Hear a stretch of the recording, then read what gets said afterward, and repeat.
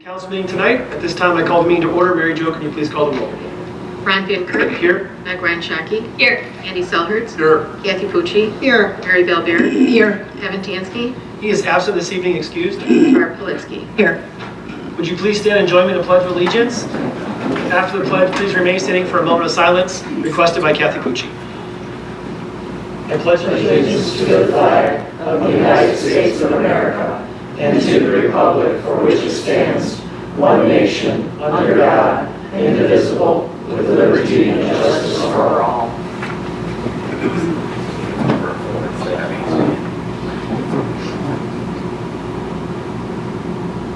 Thank you. Please be seated. We do have two meetings worth of minutes to approve this evening. The first one is minutes dated September 9th, 2019. Are there any comments or questions?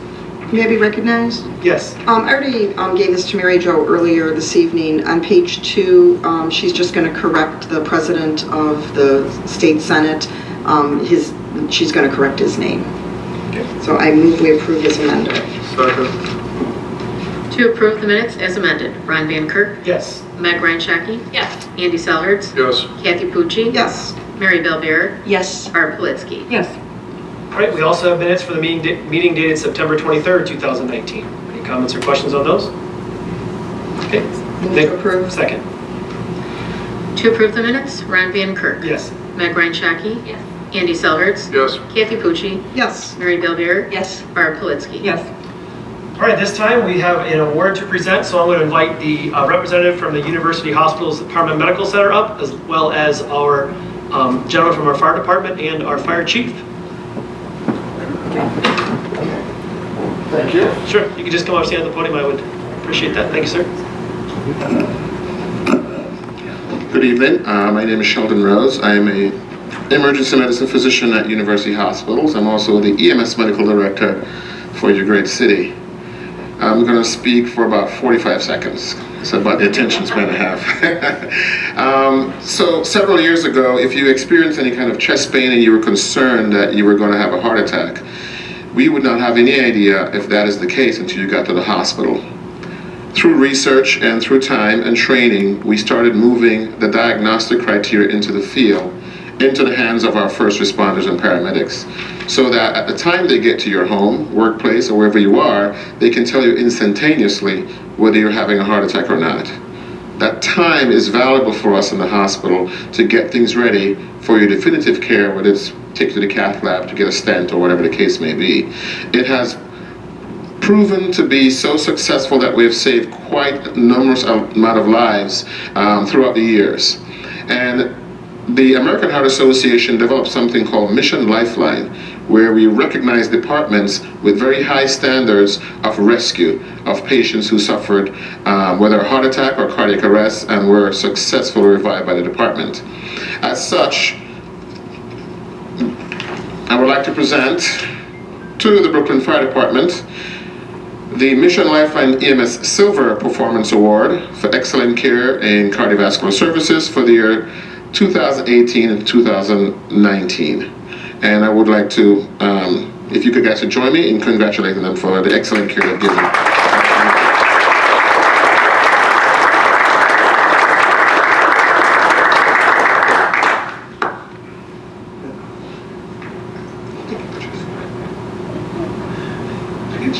Yeah, did you get me? I'm a little short, so you gotta.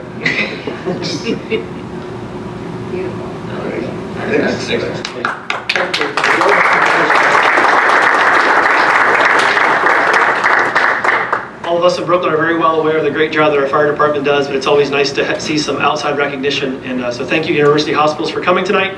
And gentlemen, thank you always for your hard work. We do very much appreciate it, all you guys do. Thank you. Chief, congratulations as well. Thank you. At this time, we'll have the public session. If anyone in the audience has anything to say for the good and well for the city of Brooklyn, please step forward and state your name and address, and you'll be recognized. Please remember to keep your comments to 5 minutes or fewer.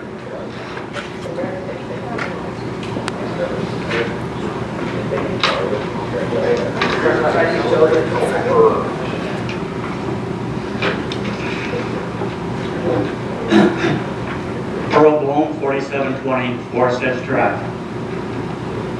I'm here to talk about two issues tonight. The first is the plastic bag legislation, ordinance 2019-36. Better? There you go, thank you. I'm not loud enough. Last council meeting, Councilwoman Pucci gave a very detailed and thorough report on the use of plastic bags. Her report showed, which we were, I'm sure, all aware and agree, that the prolific use of the plastic bags in our country is seriously hurting our environment and wildlife. Urging people to recycle them does not work. The fact that the county may start banning them and therefore interfering with our home rule should not be an issue. The issue is, what is the right thing to do? Brooklyn has taken the lead in the past on doing the right thing. For instance, instituting the seatbelt law and the cell phone law. Sure, the seatbelt law may be inconvenient when wearing heavy winter clothes and trying to find a buckle, but it was the right thing to do. The cell phone law may be inconvenient when driving, but it was the right thing to do. And for Brooklyn to eliminate the use of plastic bags as much as possible is inconvenient, but it is the right thing to do. Now, my wife and I use these plastic bags as much as anybody. We have a cloth bag in our entrance closet stuffed with these blue plastic bags. That bag is probably bigger than Bigfoot's sock, and it will be an inconvenience to us if we are limited in their use in the future. But we are willing to do it. It is the right thing to do. Sure, if Brooklyn limits the use of plastic bags, it will have a very small impact on the total picture of the plastic bag problem in our country. But Brooklyn should take the lead in the county and limit the use of these bags. It is the right thing to do. Brooklyn has led the way on seat belts and cell phones in the past and should lead the way on eliminating the overusage of these plastic bags in the future. I urge you not to pass the legislation proposed regarding the use of plastic bags tonight, and instead look at restricting their use in Brooklyn. It is the right thing to do. My second topic for tonight is issue 2 on the ballot in November, the renewal of the school levy with no new taxes. I truly believe that the most important asset in our city is our children and their education. Their education costs money, and unfortunately the state has put the biggest portion of financing our children's education on the citizens of Brooklyn. Brooklyn is considered a rich or capped district due to our industrial and retail base, and therefore does not get its fair share of financial support from the state. We get much less per student than the surrounding non-public schools get. Despite intense lobbying at the state by our school administration to rectify this inequity, there has been no change. We used to get a tangible personal property tax on the inventory of the industry and retail businesses in Brooklyn, but the state has reduced this to almost zero, and it will be gone entirely by 2022. So we get punished two ways for having a rich industrial retail base in our city. Financing our children's education rests almost entirely on us, the citizens of Brooklyn. Let's not fail them. Our Brooklyn school system offers great educational opportunities for our children in academics, music, theater, and in vocational programs through Polaris. These programs cost money. Issue 2 represents approximately 10% of the budget, and will continue funding vital services and operations of the Brooklyn City Schools, including personnel, technology, performing arts, music, and athletics. Issue 2 produces 6 mills, is a no new tax renewal, will not raise taxes, and requires renewal every 5 years. Please support issue 2 with your positive vote on November 5th. It is the right thing to do. Thank you. Thank you, Mr. Blow.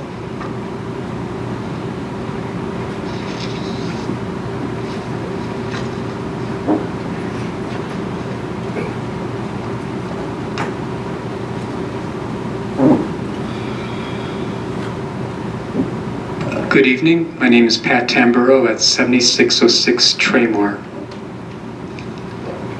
Madam Mayor, thank you for the postcard you sent me for my birthday. I'm appreciative that the card arrived at the appropriate time. I asked you how you knew my birth date, and you told me that you got it from the Board of Elections.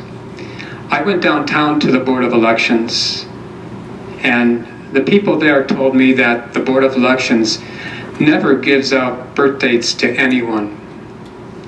In this age of fraud, identity theft, and data breaches, I am concerned about where and how you accessed my personal information. I cannot be the only person in the city of Brooklyn to have received a birthday card from you.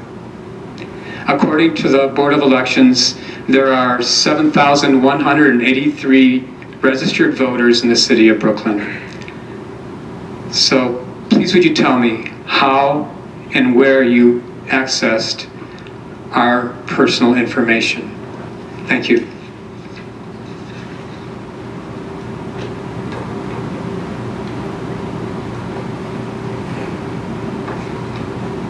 Anyone else?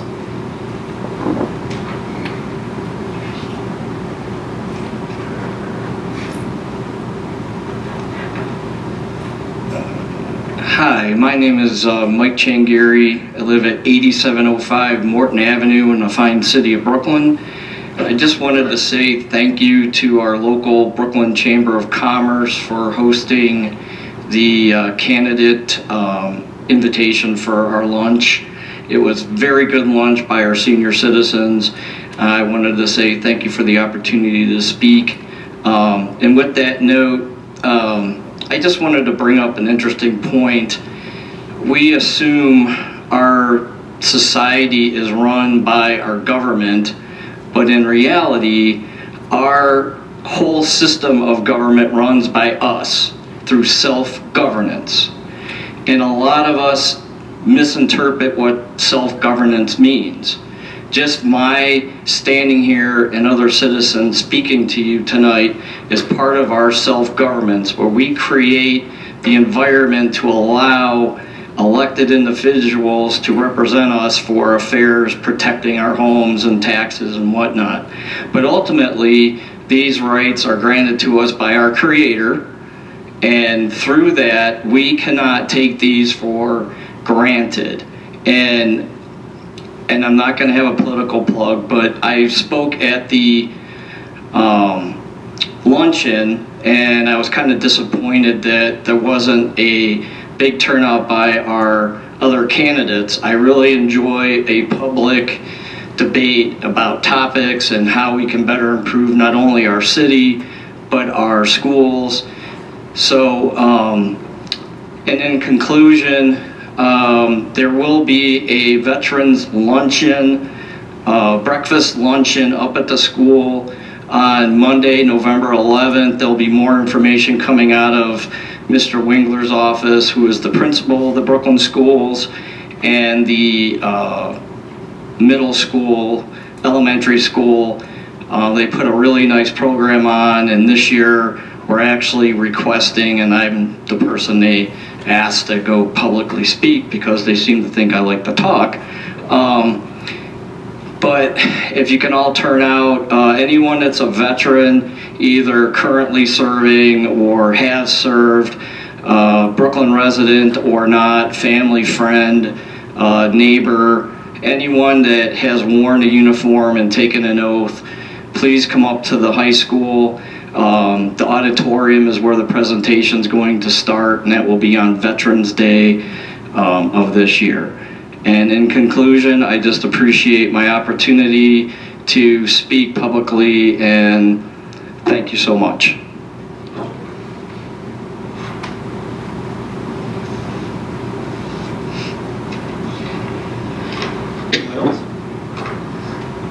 Okay, we'll now move on with reports of committees, commissions, and boards. We'll begin this evening with the Finance Committee. We did meet, oh, I'm sorry.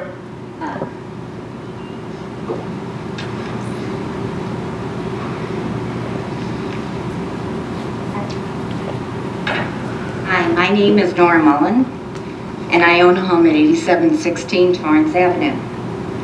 I'm speaking tonight because the mayor and members of council have been promoting and campaigning on the transparency of the city and the mayor. However, I discovered very quietly in December of 2018, Mayor Gallagher decided to change the process of approving contracts in every single department in her administration. She instituted an obscure provision in the Ohio Revised Code known as the Board of Control. No other city uses this process to the extent that we do. The Board of Control can approve contracts over $5,000 or the predetermined amount, which is normally the job of City Council, requiring 3 readings and a majority of their votes to approve. Our brand new Board of Control circumvents the checks and balances of this council. It consists of just 3 members, which is the mayor, our service director, and our safety director. 1 vote from the mayor, 1 vote from the service director, and 1 vote from Mr. Verba, who is our safety director. The mayor is also our safety director. Mr. Verba is our service director. So the mayor has, or so it would appear, to have 2 votes. And to be transparent on my side, I know that you have not exercised your 3rd vote option. But this still leaves only 2 people. And technically means that these 2 people decide how our tax dollars are to be spent. They have complete control over who gets paid, how much they get paid, and therefore there is no safety net or system of checks and balances that I could find. But to be completely transparent on my part, the mayor has never used her two votes. This is only because the service director, who is her subordinate and who serves at the pleasure of the mayor, acts as the deciding vote. With the Board of Control in place, there are a few exceptions, except for those things that are needed to be approved by ordinance. This bothers me because when Katie served on council, she was very troubled if anything was passed under emergency and only had 1 reading. To date, the mayor and Mr. Verba have approved 142 contracts, totaling over $7.7 million. Most of which never saw a public meeting, the day of light, or were approved by council. Some examples of this was $50,000 for improvements at Ridge Park Square, which as far as I could see is a privately owned property. $16,000 for 20 picnic tables at a cost of $810 a piece. Hundreds of thousands of dollars for consultants, including $60,000 for a grant writer.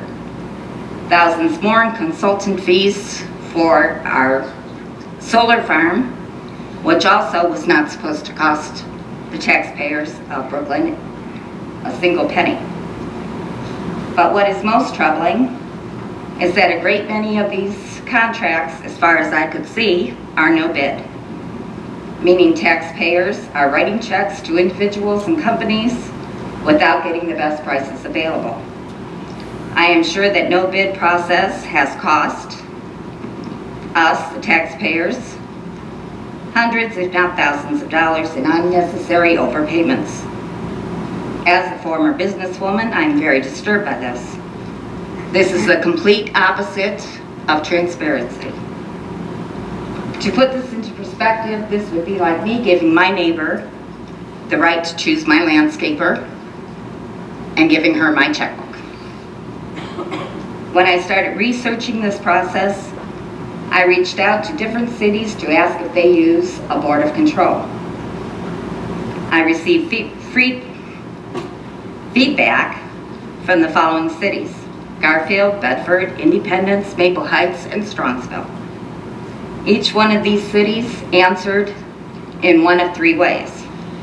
The answers were: never heard of the Board of Control, we would never use a Board of Control, or we do not use a Board of Control to the extent that this city is. We have a cap on what our mayor can spend without approval of council, and these range from $5,000 to $7,500. To be realistic, Mr. Verba is a direct pay who reports directly to the mayor.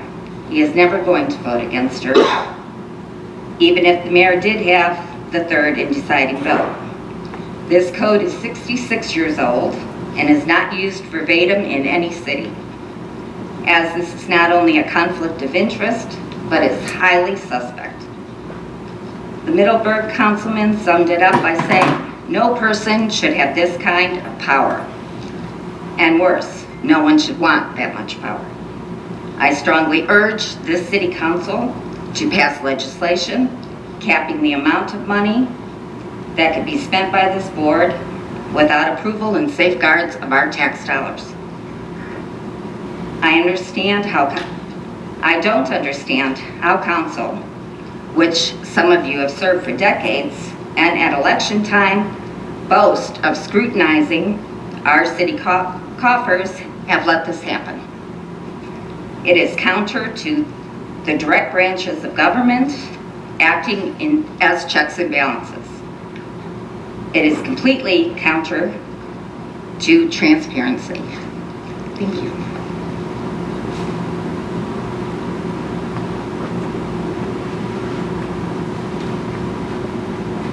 Anyone else? Okay, we'll now move on with reports of committees, commissions, and boards. I'll start with the Finance Committee. We did meet this evening at 6:30 prior to our council meeting, as we always do. Prior to our meeting last week, Council Administration held our capital budget work session. It was last Monday night. The purpose of this session was to review our capital needs for 2020. And as we get closer to that, we'll be discussing those various needs as time progresses. I do want to thank Mr. Raguse, his team, the mayor, her administration, and all the directors for their very concise work. The needs for 2020 were very adequately explained in this meeting, as was a 5-year needs assessment for all departments. And so this type of information is crucial to making informed decisions, and a lot of work went on the part of the current administration, went into all this, and so Brooklyn is a better place for it. It's nice that we're looking further ahead to see what our needs are. So Mr. Raguse, thank you for your work, and Mayor, your administration as well. It's a very informative meeting, and we wasted the time. It was very, very productive. Ordinance 2019-36 is up for third reading and adoption this evening.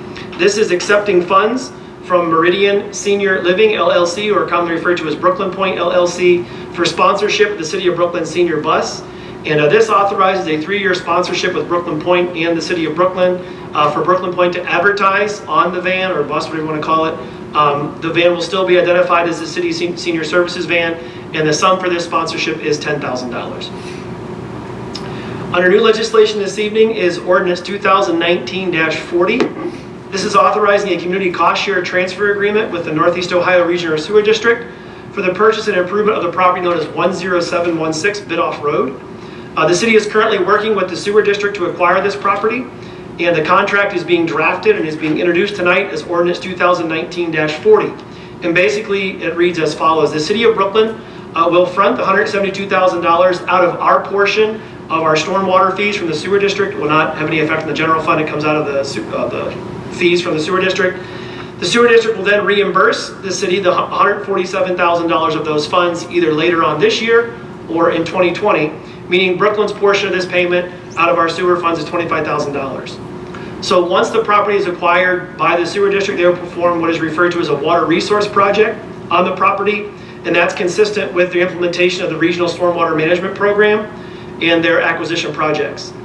After reviewing the parcel, the district is recommending to convert the low-lying turf area to a riparian corridor along Big Creek. The 100-year floodplain along Big Creek within the parcel is in good vegetated condition, and the steam banks are stable. So there's no need to intrude into that area.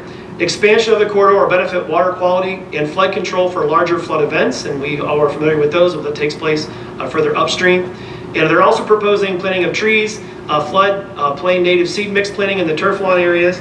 And also the district will also demolish the existing residential home that is on that property and will remove all impervious surfaces like driveways, things like that. Then once the water resource project is complete, the property will then be returned back to the city. It will be left as is, and nature will take back over there. The city is also working on building under the contract a right-of-way for residents that currently use the back portion of that property. They've used it for years to access the property that is down a steep slope behind there. And so the right-of-way is not going to interfere at all with the water resource project. Will have no impact with the sewer district. And so the city's working on that. And so the public purpose statement from the sewer district reads as this. Acquisition of the permanent parcel number 10716 Bidoff Road will assist the Northeast Ohio Regional Sewer District in its problematic goal to improve stream flow and operation of the regional stormwater system along Big Creek. Streams with active floodplains are able to flow over their banks along the riparian area of the waterway, which reduces velocity and subsequently reduces erosion. By permanently protecting the 100-year floodplain along Big Creek within this parcel, the likelihood of downstream erosion and flooding along the regional stormwater system will be minimized. In particular, stream flow velocities at the Parkview Estates Apartments property. Those of you who are familiar with that property, the creek runs right alongside the backside of many of those apartments. They have this will help with the flooding downstream. Additionally, protection of the 100-year floodplain along Big Creek within the parcel assures that the area will not be developed in the future with impacts to the 100-year floodplain and assists with floodwater conveyance downstream of the commercial property corridors at Brook Park Road and Cascade Crossing, which we all know have had major problems. That's the areas that we're talking about with Brook Park Road is Sam's Club that has flooded several times here in recent years. And so the city, we've been working on this for quite some time, and so it looks like it's coming to fruition. And that is on first reading this evening. Next up is Ordinance 2019-41. This authorizes the mayor to enter an agreement with Quest Property Holdings, LLC, for the purchase of real property known as 11050 Memphis Avenue. And this is the house that's on the Brooklyn side of the railroad bridge that separates Brooklyn from Lindale. And that house has been the source of blight for a long time. It is not connected to water and sewer, and so the property is not livable, which is why they haven't been able to put anything there.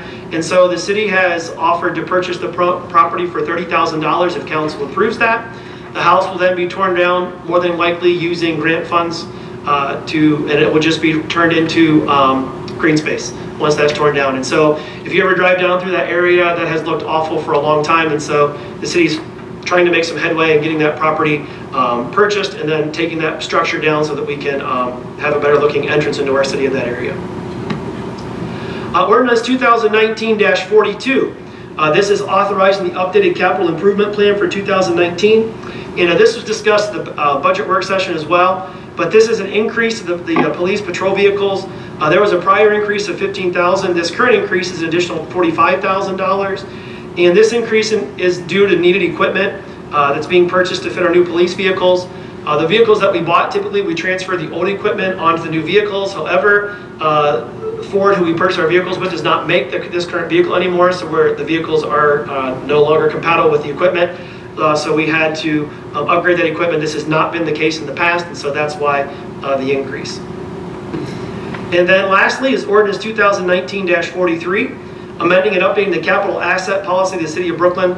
One of the things that was discovered in the latest audit, a few of our capital asset policies did not match what was currently being done. And so the new plan corrects that and accurately reflects what is taking place in the capital asset policy. The Finance Committee meeting does take place prior to council meeting at 6:30 in the conference room. All are welcome to attend.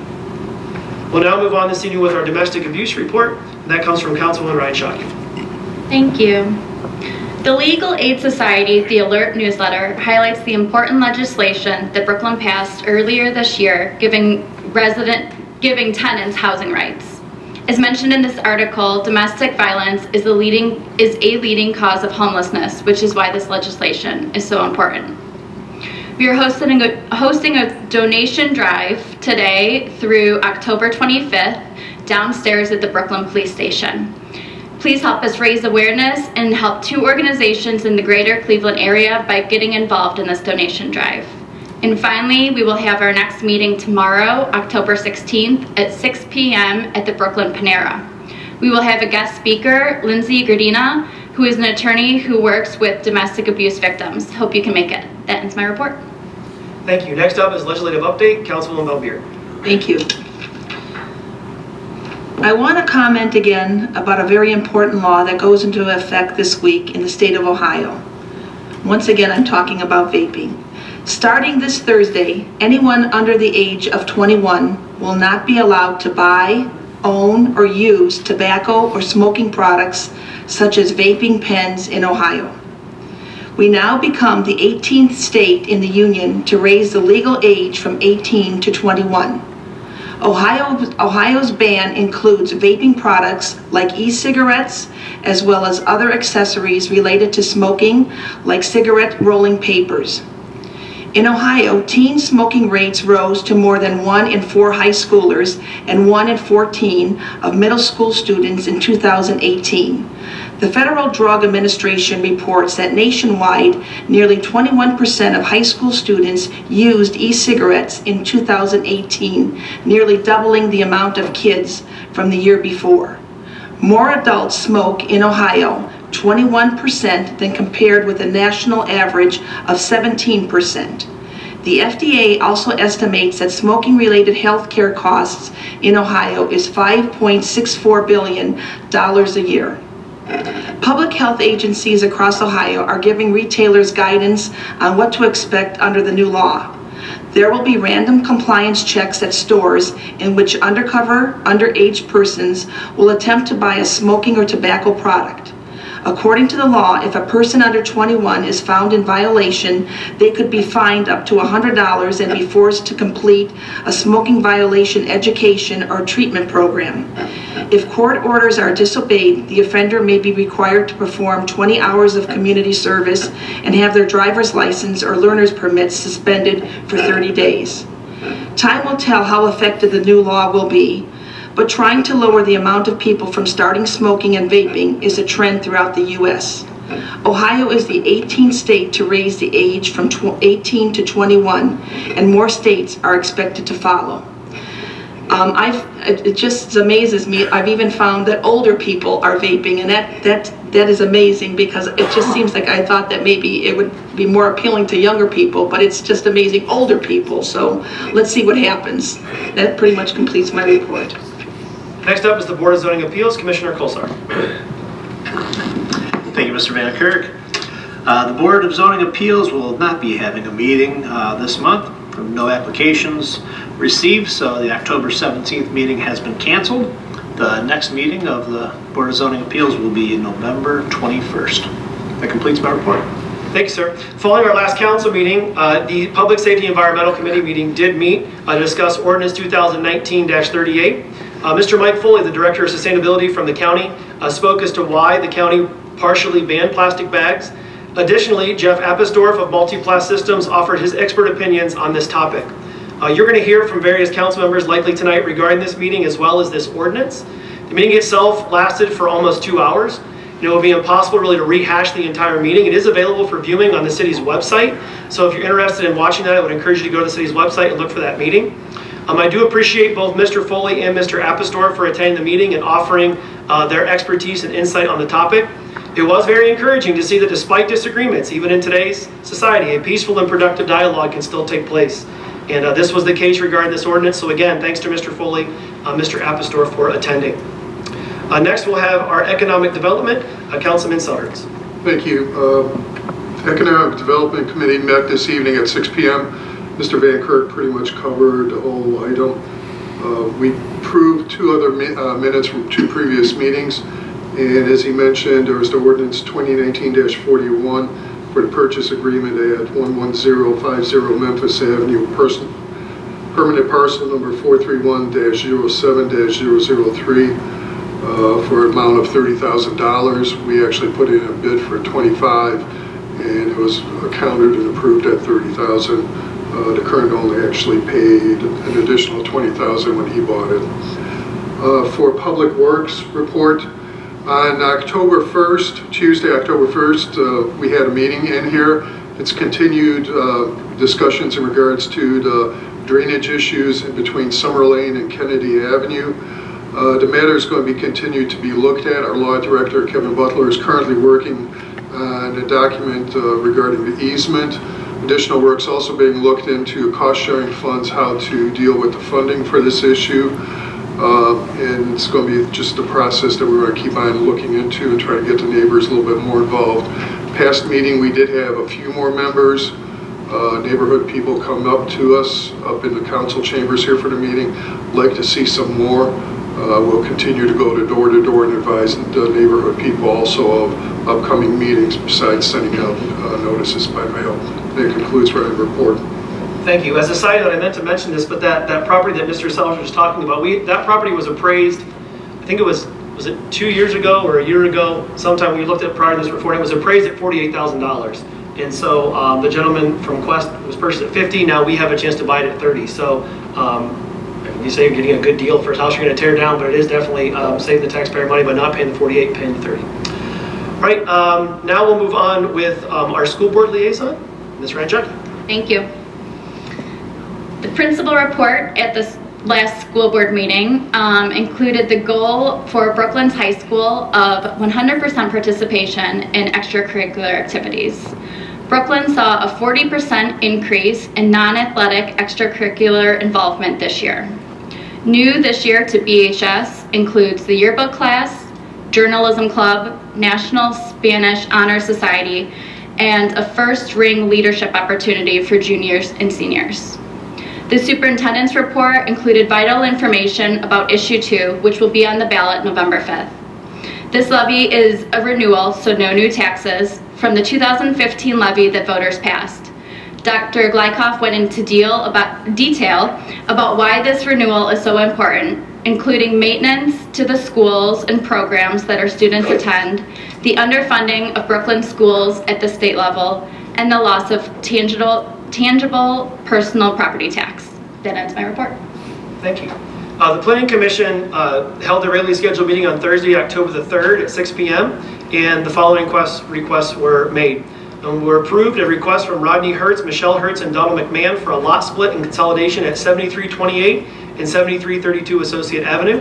Approved a request from Adam Signs for an internally illuminated wall sign for World's Gym at 6700 Bidoff Road.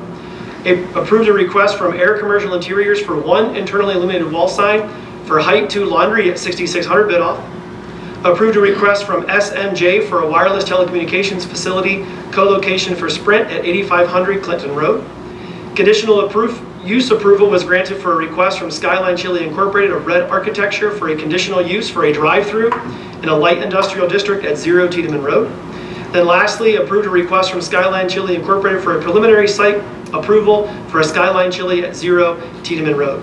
The next Planning Commission meeting will take place on Thursday, November the 7th at 6 p.m. in the City Hall Conference Room. All are welcome to attend. That concludes our reports of our committees, commissions, and boards. We'll now move on this evening with our reports of council. Begin this evening with Mrs. Ryan Shockey. Sorry.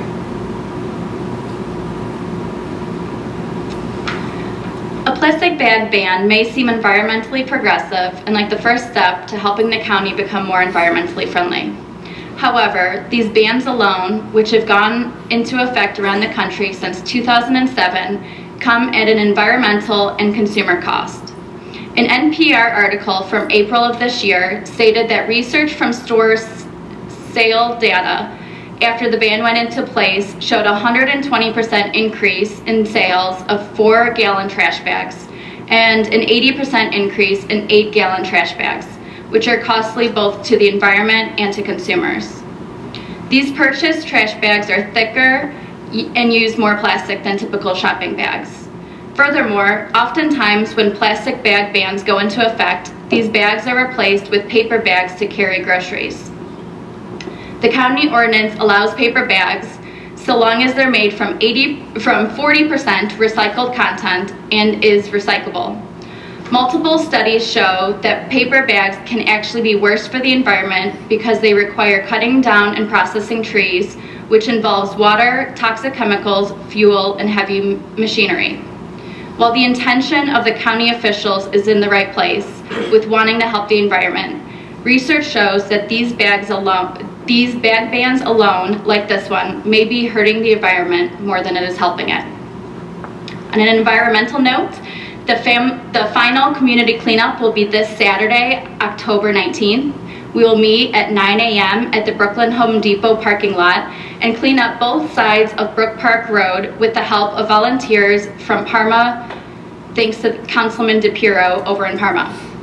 We will celebrate a successful first year of community cleanups with pizza, so be sure to stick around. And finally, early voting for the November 5th election has begun. Whether you vote early or in person, I encourage you to make your voice heard this fall. There is an important school levy renewal on the ballot, which I encourage residents to vote yes on. This levy does not increase taxes, but does provide vital funds to our schools. And that ends my report. Thank you. Next up is Mr. Selhertz. Thank you. Next Tuesday, October 22nd, behind City Hall, will be once again the monthly fresh produce distribution from 4 to 7 p.m. It's open to low-income families.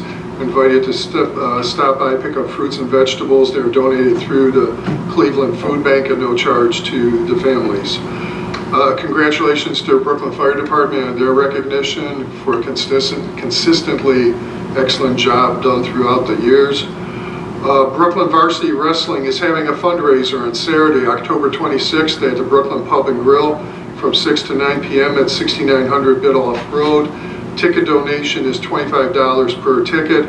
There are only 75 tickets available. They can be purchased through either assistant coach Ray Mass Sr. at 216-548-3098 or head coach Taylor Smith at 216-485-8149. As Meg mentioned, please vote yes on issue 2. It's no new taxes. We're making progress with the schools that they are.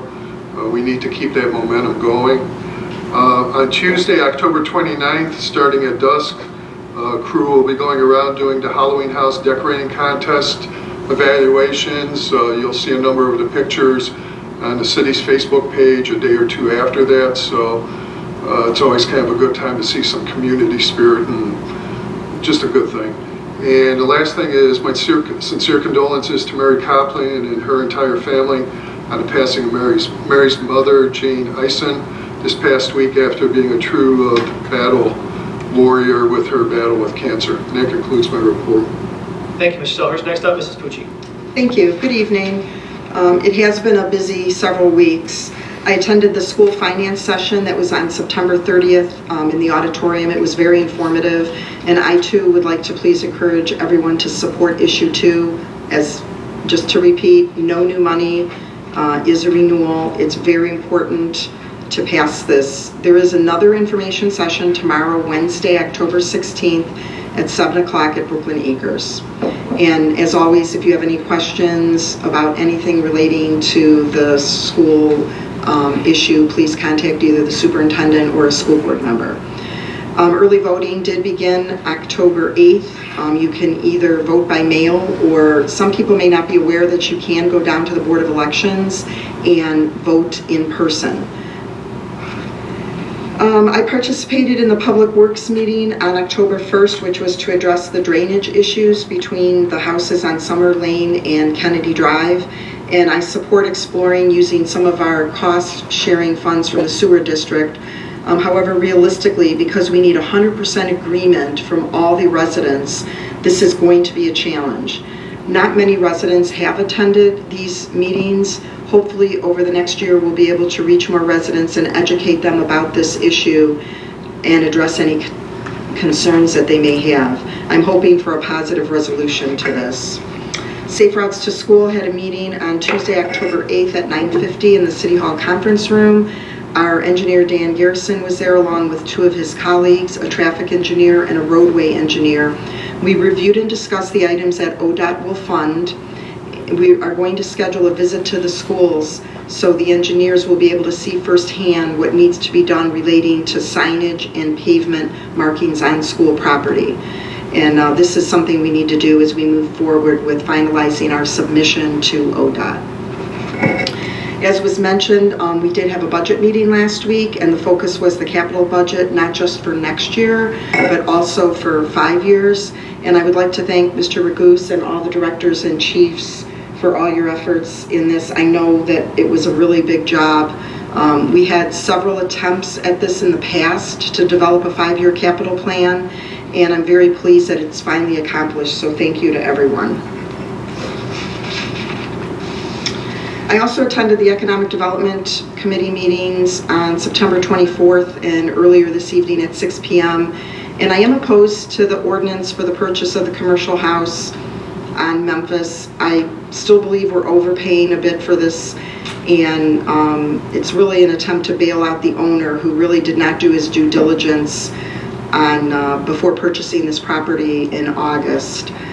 Because there's no sewer connection, there's absolutely nothing that can be done with this property at all unless someone is willing to invest a substantial sum of money to establish the sewer connections.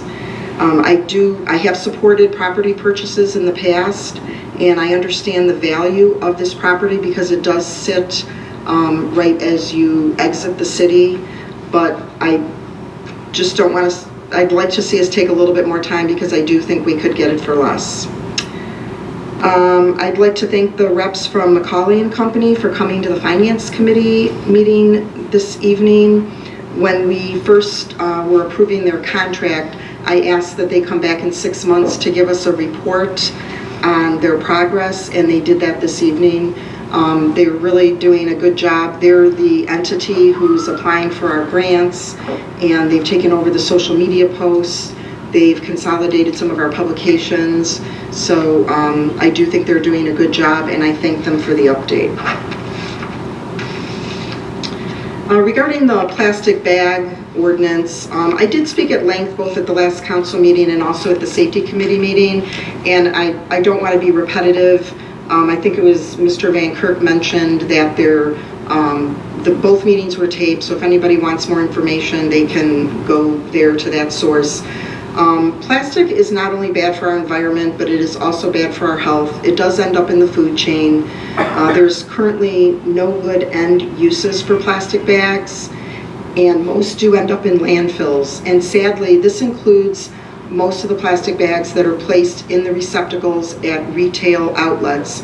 And the reason most of them end up in the landfill is because of contamination.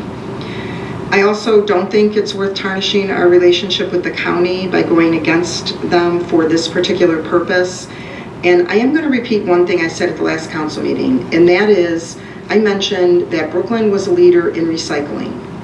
We were the second in the state of Ohio and the first in Northeast Ohio to have mandatory curbside recycling. And this was controversial at the time. Residents were very upset that they were going to have to sort through their garbage, rinse the cans, bottles, and jars. And back then we actually had to put them in separate sections in our recycling bins. But as Mr. Blum mentioned, it was the right thing to do. And the city did a good job of educating the public why recycling was beneficial. And now there isn't anybody, I don't think, who does not feel better about recycling. I also read the article that Ms. Ryan Shockey mentioned from NPR. And actually, the most effective solution to the whole plastic bag issue is when stores charge for the bags, because there's something about, human nature. We don't want to pay for the bag. However, this was not able to be passed at the county level because we are countywide one of the highest counties in poverty in the country, and those representatives who represent impoverished areas would not support their constituents who are already living in poverty having to pay for a bag. So if this is adopted tonight, I would urge the mayor to veto this. I'd like to thank everyone who got up and spoke this evening, and also congratulate Chief Paul and our fire department. We've always had a very high standard, and I know that our safety forces keep striving to, in continuous improvement, and we all appreciate your efforts in that. Mr. Changari mentioned the candidate event, and I'm very glad that you were able to attend. Personally, I think it's unfortunate that the Chamber chose to have this forum during the day. I've been involved in the city for 30 years, and there's never been a candidate forum held during the day. And I know there are numerous other Chamber organizations who do provide that forum for candidates, and they do it in the evening. Regarding the Board of Control, I'm sure Mr. Butler is going to have something to say on this, but I would like to just provide some context, I guess. When I got on council, I believe it was either right then or early after, the state raised the threshold for spending without legislative authority from $10,000 to $15,000, and it eventually went to $25,000, where it sat for a while. And over time, when we got into a financial situation, and I think it might have been in 2009, because of some issues with spending, council at the time passed two pieces of legislation. One was that any capital improvements, that would have to come before council, and the second was we lowered the spending threshold back down to $15,000, where the administration would have to come back to us, and that was in effect until the latest change.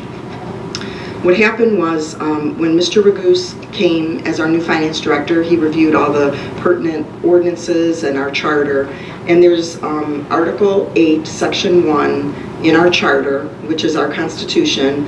It's contracts and fiscal matters, and basically it states that unless it's in the charter otherwise, that the city has to follow state code when it comes to fiscal matters. So now the current threshold for spending without legislative authority per the state code is $50,000. We also reinstituted the Board of Control, which the Board of Control was in existence prior to this, and there were periods of time where it was used and then periods of time where it was not used. I personally do not agree with the $50,000 threshold, and the only way we're going to change this, which I do believe we have to put on a charter amendment because of the current wording in our charter. In fact, Mr. Butler and I just had a brief conversation about that. I think it was last week. I do think that's something that we're going to have to look at for next year, and until that happens, we have to go by what the state code says because of how our charter reads.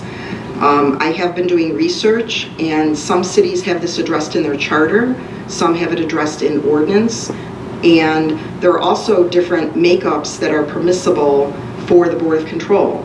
I think it's Fairview Park has a council member on their Board of Control. So I do think this is something we're going to have to look at, but the only way to remedy this is to have a charter amendment on the ballot for the people to vote on. And that completes my report. Thank you. Thank you, Mrs. Bubbier. Thank you. First of all, I'd like to say thank you, Kathy, for all your explanation. You do always such a great job explaining things, and all her knowledge on, and she simplifies it to make everyone understand. Once again, thank you, Kathy. I'd also like to say thank you to Mr. Blome for your voice of reason and your input on the plastic bags. I'm very glad you said it the way you said it. I totally agree with you. Sometimes you have to start with baby steps. You know, it's not something we want to do. I don't want to do it. It's so easy for me to grab that plastic bag, but I think twice now when I do grab it. I'm very, I'm kind of disgusted in myself when I do use that plastic bag. And I mention it to my kids all the time too. It's so easy to grab that plastic bag and throw something in it. And now I don't do it. But I do thank you for that. Also, I do support the renewal. All of the Balbiers on my husband's side all went through Brooklyn schools, and I do think it's very important, and I do support it. and I know they all support it, so please, no new taxes, please support it. And I've supported all the levies throughout that have gone throughout the years, so please support this one. It's very important for the school kids.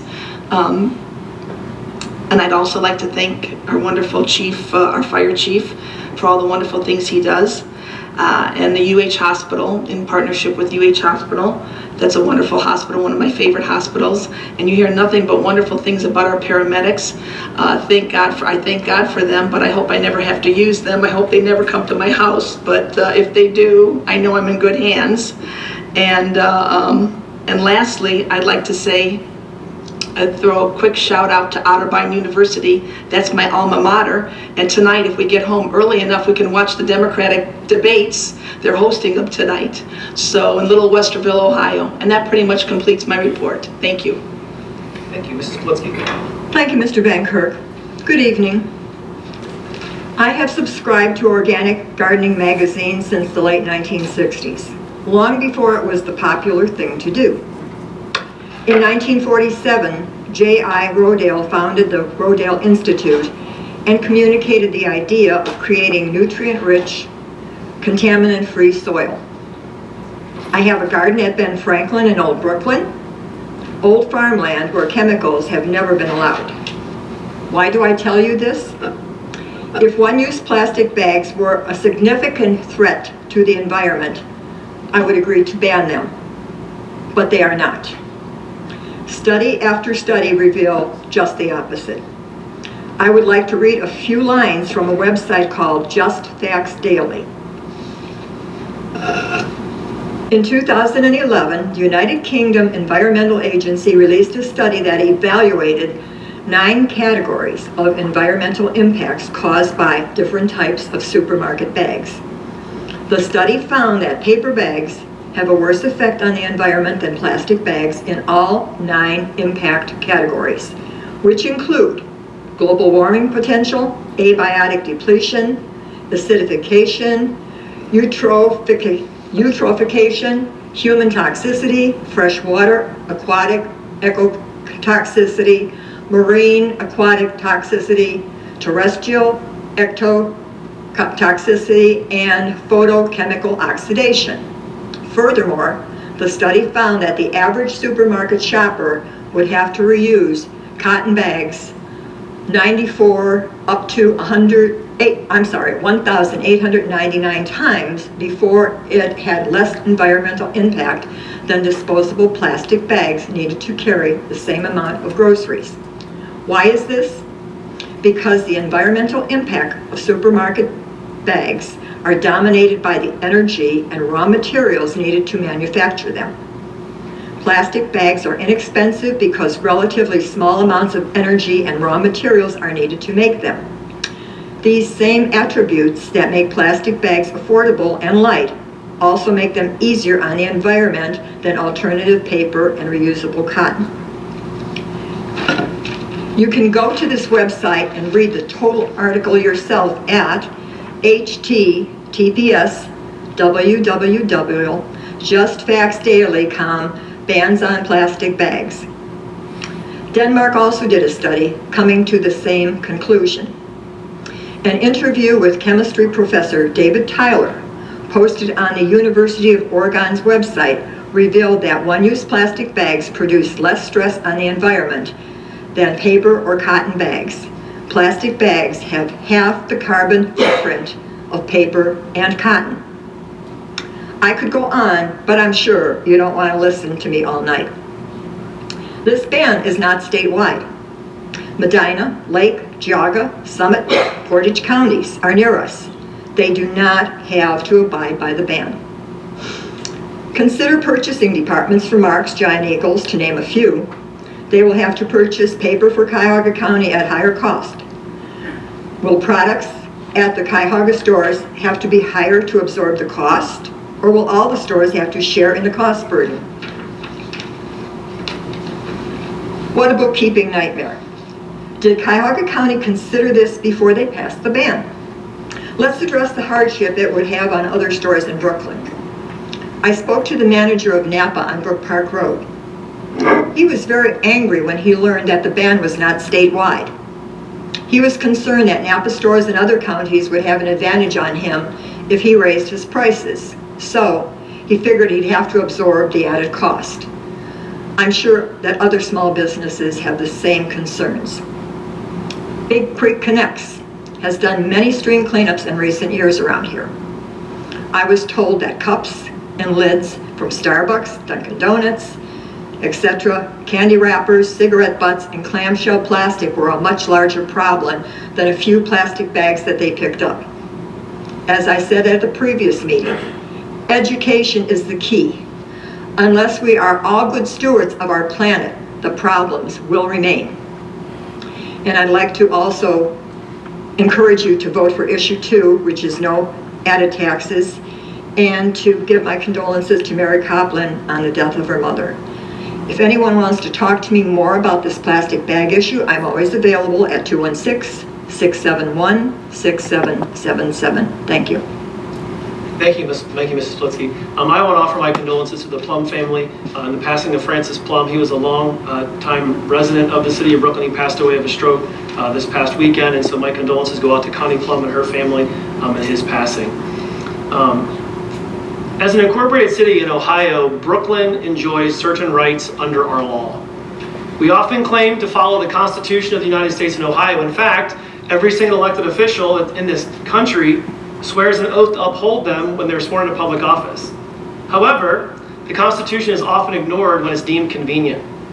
It is well known that cities under the Home Rule provision of the Ohio Constitution, Article 18, specifically states the following under Section 3 powers. Municipalities shall have authority to exercise all powers of local self-government and to adopt and enforce within their limits such local police, sanitary, and similar regulations as are not in conflict with the general laws of the state of Ohio. Section 7, Home Rule. Any municipality may frame and adopt or amend a charter for its government. It may subject to the provisions of Section 3 of this article, exercise thereunder all powers of local self-government. These two provisions are the backbone of Ohio's constitutional Home Rule provisions. In my opinion, this bag ban, among other actions taken by the County Council, is in violation of Ohio's Home Rule provisions. Further, this is the language from the Constitution establishing the county government, the county charter. Organization and government of counties, county home rule submission. Reading in part, municipalities and townships shall have authority with the consent of the county to transfer to the county any of their powers or to revoke the transfer of any such power under regulations provided by general law. But the rights of initiative and referendum shall be secured to the people of such municipalities or townships in respect of every measure making or revoking such transfer. Article 10 states explicitly that an incorporated city such as Brooklyn, quote, shall have the authority with the consent of the county to transfer to the county any of their powers or to revoke the transfer of any power under regulations provided by general law. As we all know, the county passed on May 9th, 2019, Ordinance 2019-0005, enacting Code Chapter 1304 to implement disposable, or to eliminate disposable plastic bags by implementing this bag ban. This ordinance dictates that no retail store in Cuyahoga County is allowed to provide plastic bag to its customers, well, I should say certain ones aren't allowed to, and takes effect at the start of next year, affecting stores like Mark's, Giant Eagle, Walmart, Home Depot, Lowe's, and a long list of others here in the city of Brooklyn. The city of Brooklyn has not transferred to the county the ability to regulate general commerce transactions as this county ordinance does. Therefore, in my view, the county is usurping our authority against the express language in Article 10 of the Ohio Constitution. The state constitution mentions nowhere that county government has any power over the general laws of the state or over a chartered city as we have been for decades, within the city expressly transferring those powers. The laws well could apply to townships like Olmsted Falls or unchartered cities like Parma because they are not incorporated as we are. The county charter further enhances this point when it says, in case of conflict between the exercise of powers granted by this charter and the exercise of powers by municipalities or townships granted by the Constitution, the exercise of powers by the municipality or township shall prevail. If the citizens of Brooklyn had wanted a ban on plastic bags, council could have considered that. As I have stated several times before, this ordinance isn't entirely about the policy of plastic bags per se, Although if it is placed into effect, it will place a burden on retailers and consequently residents and those that shop here. But it is about the rule of law and the rule of government. Today, it may be regulating commerce when it comes to plastic bags. If you do not take some sort of corrective action, what could be next? Mr. Bloom very aptly talked about the fact that Brooklyn was the first with the cell phone law, and Brooklyn was the first with the seatbelt law. And Brooklyn led the charge, as Mrs. Pucci mentioned, recycling. And those all should be applauded. But Brooklyn was leading those charges. It was not the county that was dictating, or the state was dictating us to do that. The state right now is proposing legislation that will counteract the county, but I'm against that as well, because that to me is a violation of home rule. So Mrs. Politsky, Mrs. Meg Ryan Shockley very aptly put regarding their the plastic bag, whether it's good, whether it's bad. We had a 2-hour meeting that talked about that. I would say at best it's inconclusive as to whether the ban is good or bad. And but to me, this is a bigger issue. This is a home rule issue. The county has, in my opinion, usurped their authority, has overstepped those bounds. And so this is simply granting the authority back to the city of Brooklyn to where it was rightfully belonged based upon the state constitution and the charter of Cuyahoga County. And so those are my thoughts on that. I also want to thank Mr. Blum. He's always very well spoken. I echo his sentiments about the raw deal that the state is giving the city of Brooklyn schools. That needs to be changed. That formula is absurd. The way that it's currently reads, it needs to be changed, and I hope to see that take place very, very soon. I also want to echo what Mrs. Pucci said about the candidates event. It was held in the middle of the day, and unfortunately it was in the day when I'm working, and so I'm a candidate, I was not able to attend. I do wish, as she mentioned, that it was held at a later time, but such is life, I guess. And so, Mr. Chair, I'm glad you were able to attend that. All right, with that, I'll now move on with the mayor's report. Mayor? Thank you, Mr. Van Kirk. So first, I would like to address Ms. Mullins' questions. I'm sad to see she had to go, but I'm sure she'll watch this video. I just had Channel 3 go through this whole process of Board of Control because they had a report there was something sneaky going on in our city with the Board of Control. So I wrote up something for the investigative reporter, and we talked several times so she could understand. So Article 8 of the city charter refers to all fiscal matters to the state law, as Mrs. Pucci said. Under state law, there shall be a Board of Control made up of the mayor, safety director, and service director. Under state law, any expenditure over $5,000 should be approved by the Board of Control. This also includes those expenditures that exceed $50,000, which need to be approved by City Council as well. Pursuant to the city charter, Section 4, Article 4, Section 1, the council gives the city of Brooklyn, or gives consent to give its approval to allow the office of the mayor to serve and be compensated as the safety director. Currently, I'm sitting as a safety director by default, and I do not take that salary. And when it comes to a quorum for voting for the Board of Control, since I'm filling in the safety director, I only count as one vote as the mayor, and the service director is the other vote. As already stated, since the fiscal matters default to state code, the ORC dictates that the service or public safety contract that exceeds $50,000 needs to be approved by City Council ordinance. There are also several exceptions to this, so I'm going to turn it over to the law director to see if he wants to add anything, but there was a couple things I wanted to add. It was stated that before City Council there was an ordinance that any expenditure that exceeded $25,000 was approved on the floor, and that's $50,000 now based upon the state code. That was found illegal based upon our city charter. One other comment that was made was that the communications contract with Macaulay was approved by the Board of Control. Yes, it was approved by the Board of Control. It was also approved here at a city council meeting. So that exceeded the $50,000, so it met the threshold over the $5,000 mark and over the $50,000 mark. So it was approved by the board as well as city council. One specific question was a contract about the Ridge Park Square. That was an engineer contract for a long-term grant.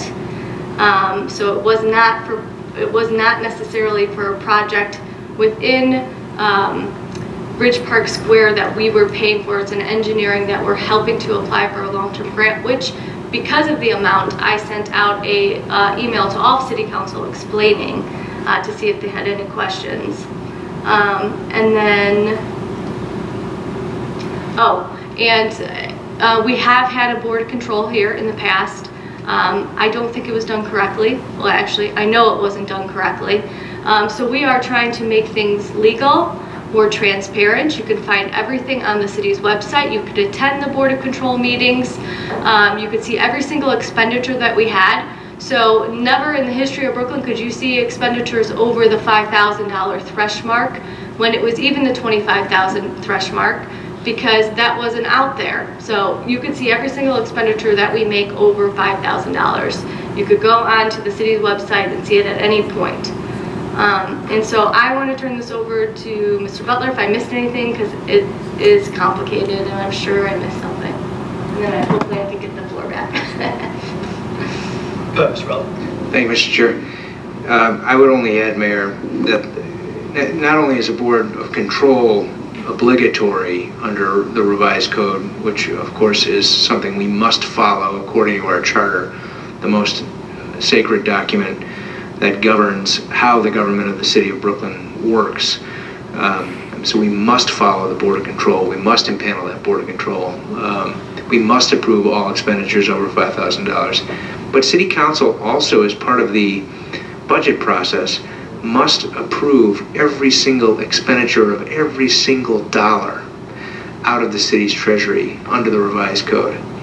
So that's something that hasn't been mentioned tonight. City Council does not, under our charter, have the authority to weigh in on, well, certainly City Council can weigh in, but the administration has the authority to spend money up to $50,000 per contract under the revised code in our charter. But City Council must still give us the authority to do so and to spend every dollar out of the treasury. I mean, that is, that's a fundamental role of City Council that's been overlooked tonight. So I think the suggestion that somehow or another City Council has yielded its authority in some improper way is just absolutely false. It's not the law of Ohio, and it's certainly not the law of Brooklyn. City Council discharges its obligations when it passes a budget, and then it discharges its obligations furthermore when it approves contracts over $50,000. The administration then is armed with the ability to contract for contracts under $50,000 and contracts approved by City Council over $50,000, but only if the Board of Control convenes and provides an additional layer of transparency, an additional layer of public scrutiny for those contracts that are over $5,000. I understand that it may be confusing to the average citizen. I certainly can appreciate that. But to suggest that something nefarious is going on is absolutely incorrect. It's not legally correct, and it's not factually correct. Thanks. Thank you. The other question I had for Mr. Tamburo, I apologize, Mr. Tamburo, if I said Board of Elections. It is the Secretary of State, so I'm sorry about that. Other matters that I want to address is I want to congratulate the fire department. We have a terrific public safety forces here in Brooklyn. I think everybody knows that. We've seen that time and time again when we've surveyed residents about what you love about Brooklyn, what you value about Brooklyn, and that rises to the top. I think so much so that my service director gets annoyed hearing that. If he's always saying, what about our guys? And we value them just as much, the service department, for all the stuff that they do.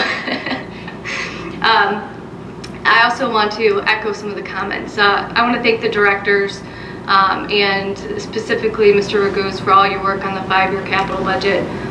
It was a lot of meetings and a lot of background checking and a lot of looking into the future. But I think we have a good, concrete 5-year capital plan that we could be proud of, that we could, you know, hopefully stick to, and we don't have to see too many changes. So I think we've come a long way, and I want to thank you guys for all of your work.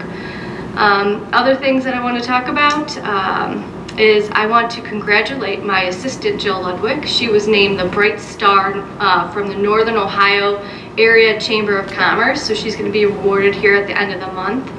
I also want to mention that the Master Plan Steering Committee will be meeting October 24th at 6 p.m. in the Senior Center.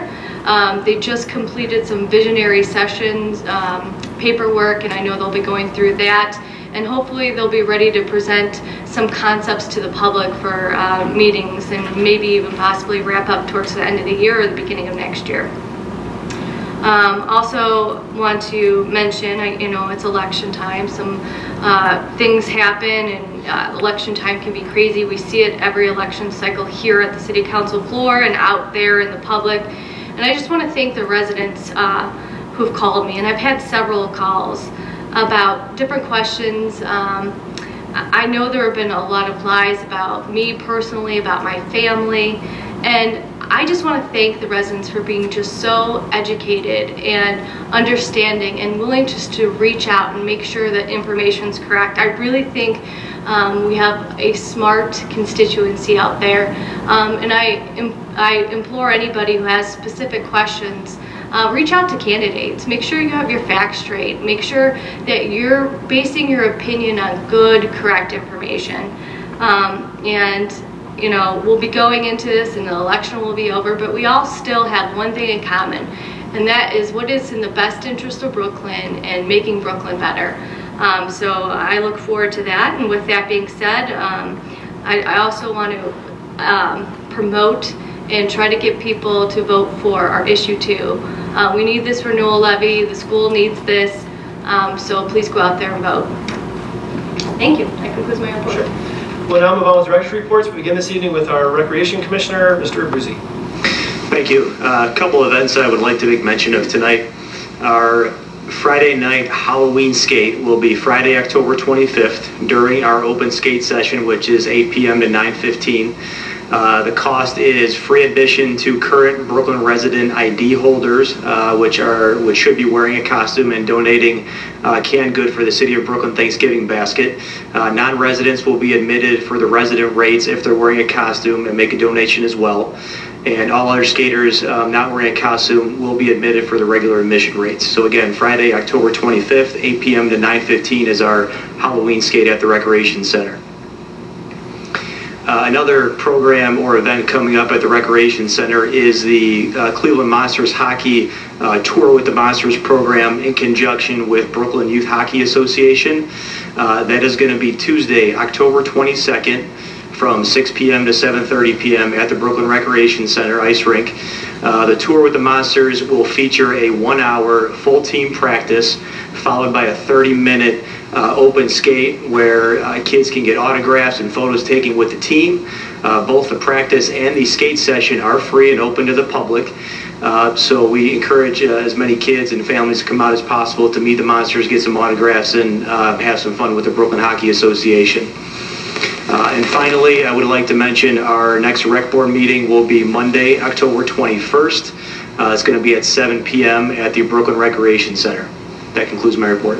Thanks, sir. Next up is Mr. Raguse. Good evening. Just two things for me tonight. I do want to thank City Council, the mayor, and the directors for their engagement and participation, not only at the budget work session last week, but also during the budget development process that started back in the springtime. So it was a lot of work. It was a total team effort, and I appreciate everybody's involvement. And lastly, to enhance on Council President Van Kirk's comments on Ordinance 2019-43 about updating the capital asset policy. This was a recommendation by our auditors as part of the 2018 financial audit. They didn't have any issues with how we were doing it. It was more or less our policy was not up to date with how we were doing things, especially as it relates to how we were depreciating assets based upon their useful lives, and also our processes as far as recording assets and disposing and transferring of assets. And much of that, the process changes that we did was due to the upgrade of our finance payroll software that we did almost 2 years ago now. So it's more or less the policy was outdated and I needed updated, and I appreciate Council's recognition of that. And that concludes my report tonight. Thank you, sir. Next up is our Fire Chief, Chief Paul. Hi, good evening, everyone. Please join us this Saturday, October 19th, from 11 to 3 o'clock for our annual Fire Department Open House. Come meet your firefighters, see the trucks and equipment, and take a tour of the fire station. This is a great event, especially for the kids. Hope to see you there, and that completes my report. Thank you. Next up is our Police Chief, Chief Boki. Thank you, Mr. Van Kirk. Since this is the last televised council meeting, I wanted to remind everybody about Halloween. Just some safety tips, make sure the costumes are safe, no masks over the face. Most important thing is Brooklyn's celebrating Halloween October 31st, as we always do. That's a Thursday from 6 to 8. If you intend to hand out candy, put your lights on. We'll have double extra patrols out on the streets that night. If you see a police car, wave them down. They might have some candy for you. And when in doubt, throw it out. Double check the candy. If it's ripped, torn, toss it. If you have any questions regarding that, Poison Control's number, 1-800-222-1222. But again, that just review. October 31st, 6 to 8. So we get phone calls every day asking us when Halloween is. So just want to make sure everybody knows. That completes my report. Chief Paul, what time did you say the open house was? I missed the times. 11 to 3. Thank you.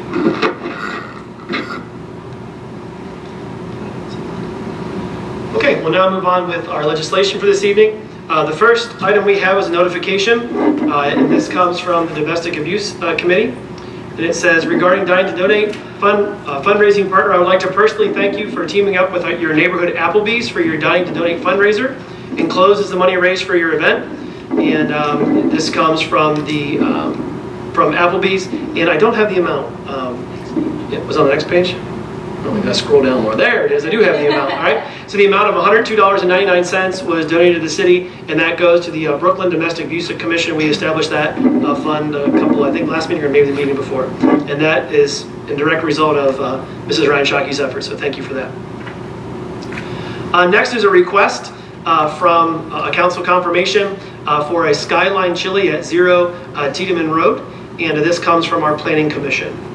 Right, are there any comments or questions? Yes. May I be recognized? Sure. I don't think we have any content. I know I just asked Mr. Selchertz because I don't have anything on mine and neither does he. I don't know if everybody, like when you click on it.